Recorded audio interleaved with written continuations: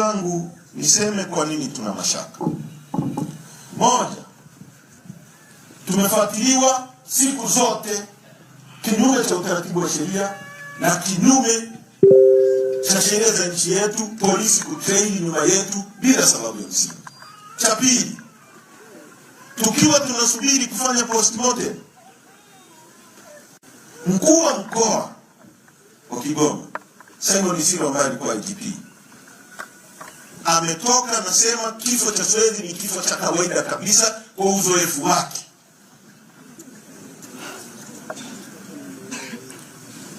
Kabla Swezi hajafanywa postmortem, kabla hatujajua ni nini kimetokea.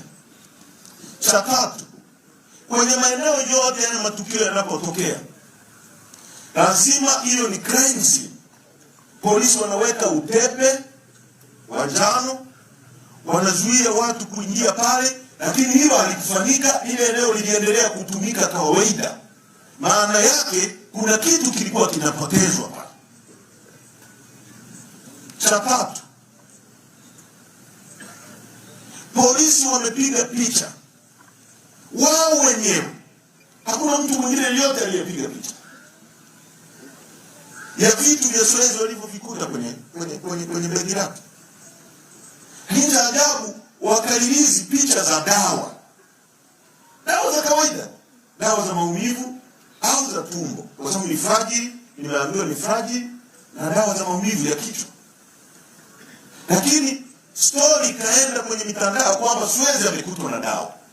Maana yake ni kuandaa umma kisaikolojia kwa kitu ambacho walikuwa wanapanga wao. So kama ni vitu walivyomkuta navyo, kwa nini hawakusema kwamba Swezi amekutwa na shilingi 420, amekutwa na nguo, amekutwa na simu na vitu vingine vyote walivyovikuta? Kwa nini waseme kuhusu dawa pekee yake? Kazi hii tunayoifanya haipaswi kuwa kazi ya hatari. Ni kazi inapaswa kuwa ya halali kabisa. Tangu mwaka 1992 tuliridhia kwamba tutakuwa na mfumo wa vyama vingi vya kisiasa. Na vyama vingi vya kisiasa, wajibu wake hasa vinavyojitambua sio kusifia vyama vingine. Hatuko hapa kusifia Chama cha Mapinduzi hasa kwa yale makosa wanayoyafanya, wala hatuna chuki na mtu yeyote. Tuko hapa kutimiza wajibu wetu wa kikatiba na kisheria. Lakini kazi hii kwa bahati mbaya sana imegeuzwa kuwa kazi ya hatari. Ni kazi ambayo kila siku tukitoka, maana yake umekubali watoto wako wawe yatima, kama Ansa sasa hivi ni yatima, na umekubali mke wako awe mjane. Mimi nimekuwa na Swezi kwa karibu sana. Temptation au ushawishi uliopo kutafuta watu walioko karibu na mimi ninauelewa, ninajua. Lakini Swezi ni ndugu yangu, ndio mtu pekee ambaye mimi akiniendesha, sijui Marema amejuaje, huwa nasinzia kwenye gari. Mimi naendeshwa na madereva kadhaa wa chama, wapo hapa wanaweza kudhibitisha. Huwa siwezi kusinzia hata iwe usiku wa manane. Lakini Swezi akiniendesha mimi na kuwa na amani. Nimepata shida kubwa sana. Niaba ya waandishi wa habari wilaya Tarime, majina yangu naitwa Jacobo Karoli, maarufu kama Tata Jacobo. Ndugu zangu, nipende kutoa pole kwa familia ya Swezi, kwa sababu Swezi mimi nimemfahamu wakati tunafanya kazi na Mheshimiwa Makamu Mwenyekiti, wakati huo akiwa mbunge wa jimbo la Tarime vijijini.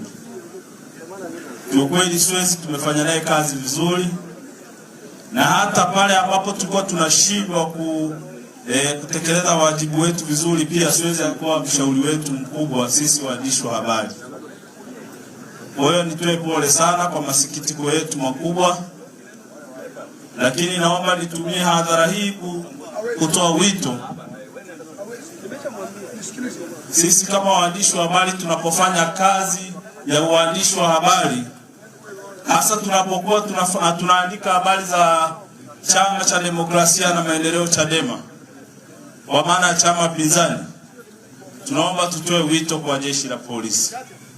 Watu wache tutekeleze wajibu wetu kama waandishi wa habari, kwa sababu hatukuletwa kibahati mbaya. Badala yake tumeletwa kwa mujibu wa sheria na katiba za nchi. Kwa hiyo naomba ndugu zangu, mimi ni miongoni mwa waandishi ambao nimepitia misukosuko mingi pindi ninapokuwa naandika habari za upande wa opposition, kwa maana ya upinzani. Mheshimiwa kakaangu John Heche anafahamu. Tumekutana na misukosuko mingi tunapokuwa tunaandika hizi habari. Tunaomba ndugu zetu jeshi la polisi, waandishi wa habari wapo kwa misingi ya kutetea na kuandika habari za vyama vyote vya upinzani kama vilivyoletwa kwa mujibu wa sheria ya vyama vya upinzani, kwa maana ya vyama vingi Tanzania. Tunaomba ndugu zangu, tutume salamu kwa jeshi la polisi, msituzuie kutekeleza wajibu wa kazi yetu, kwa sababu sisi waandishi, vyama vyote vya upinzani vya CCM ambacho kiko madarakani ni vyama vyetu sisi sote, na tunafanya kazi kwa pamoja.